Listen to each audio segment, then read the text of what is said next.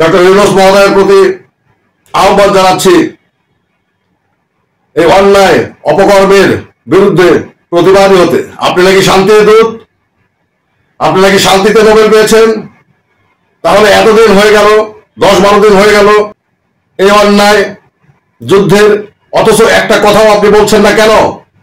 আপনি কেন প্রতিবাদ জানাচ্ছেন না অন্যায়ের বিরুদ্ধে? এটা শুধুমাত্র ইরানের সাথে ইসরায়েল বা আমেরিকার যুদ্ধ নয়, এটা পৃথিবীর এতদিন ধরে চলে আসা অনৈতিকতা এবং জুলুমের বিরুদ্ধে প্রতিরোধ আন্দোলন। রাশিয়া, চীন, তাদের হাতেও সুযোগ এসেছে ইরানকে কাজে লাগিয়ে এই অক্ষশক্তিকে চিরতরে বসিয়ে দেওয়ার। মধ্যপ্রাচ্যের মুসলমানদের সুযোগ এসেছে এই জালেমদের বিরুদ্ধে গর্জে ওঠার। বিশ্বের প্রত্যেকটা মুসলিম দেশের মুসলিম নাগরিকের একান্ত কর্তব্য হচ্ছে এখন রাস্তায় নেমে আসা, আমেরিকান স্থাপনাগুলো ঘেরাও করা, আমেরিকাকে সারা বিশ্বে চাপে ফেলানো। আমাদের বাংলাদেশও নিশ্চয় এখান থেকে বাদ পড়বে না। আমরা শেষ রক্তবিন্দু থাকা অবস্থায় ইরানকে সমর্থন দিয়ে যাব, ইরানের পক্ষে কথা বলে যাব, সম্ভব হলে ইরানের পক্ষে অংশগ্রহণ করব ইনশাআল্লাহ। এই যুদ্ধ জালেমদের বিরুদ্ধে, নিপীড়িতদের যুদ্ধ। এই যুদ্ধ ইসলামের বিরুদ্ধে, ইসলাম বিরোধীদের যুদ্ধ।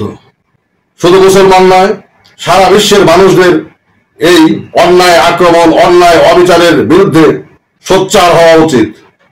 ইসরায়েল আমেরিকার এই অক্ষশক্তির বিপক্ষে সোচ্চার হওয়া উচিত। যেখানে তাদের স্বার্থ আছে সেখানেই আঘাত করা উচিত।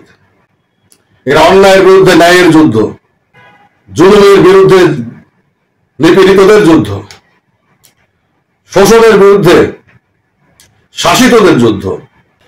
এই যুদ্ধ শুধু ইরানের বিরুদ্ধে ইসরায়েলের যেমন নয়, ইরানের বিরুদ্ধে আমেরিকার যেমন নয়, এই যুদ্ধ মুসলমানদের বিরুদ্ধে যেমন ইহুদিদের যুদ্ধ নয়, এই যুদ্ধ হচ্ছে জালেমদের বিরুদ্ধে মানবতা যুদ্ধ।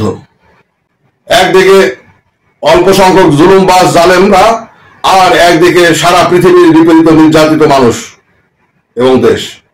সকলকে নেমে আসা উচিত, গর্জে ওঠা উচিত। বিশ্বের প্রত্যেকটা দেশকে, প্রত্যেকটা জাতিকে, আর নেতৃত্ব দেওয়া উচিত মুসলিম দেশগুলোর নেতাদের। এই অন্যায় আক্রমণের বিরুদ্ধে তীব্র প্রতিবাদ জানানো উচিত বাংলাদেশের সরকারের পক্ষ থেকেও। ডক্টর ইউনূস মহোদয়ের প্রতি আহ্বান জানাচ্ছি,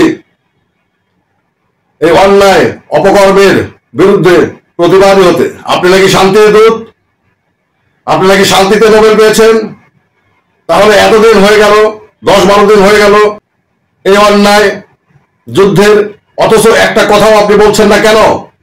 আপনি কেন প্রতিবাদ জানাচ্ছেন না অন্যায়ের বিরুদ্ধে? আমরা চাই ডক্টর ইউনূস যুদ্ধের বিরুদ্ধে সোচ্চার কণ্ঠ হবেন।